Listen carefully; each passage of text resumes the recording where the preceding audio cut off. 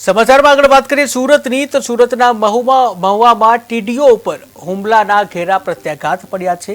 વિપક્ષી સભ્યે ટીડીઓને માર માર્યો છે ત્યારે ટીડીઓની ચેમ્બરમાં પ્રવેશીને માર મારવામાં આવ્યો, જ્યાં અધિકારીઓમાં ભયનો માહોલ જોવા મળ્યો છે।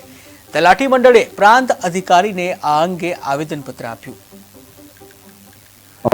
ગઈકાલે મહુવાના તાલુકા વિકાસ અધિકારી સાહેબશ્રીની ઉપર કચેરીના અંદર જ एक पदाधिकारी परिमल पटेल जे तालुका पंचायतना सदस्य छे एमणे अचानक धसी आवी हुमलो कर्यो।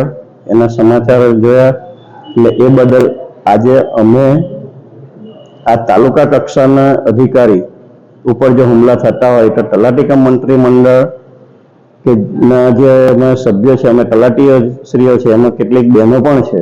હવે મહિલા તલાટી ઉપર પણ આવા જો હુમલા થવાની શક્યતા હોય તો એમના જાનમાલનું શું?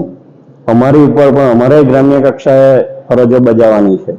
હવે હોદ્દેદાર જો આવું કરે તો આમ જનતા પણ ભવિષ્યમાં આવા હુમલા કરે તો શું? આ અગાઉ પણ એક હુમલો થઈ ચૂક્યો છે।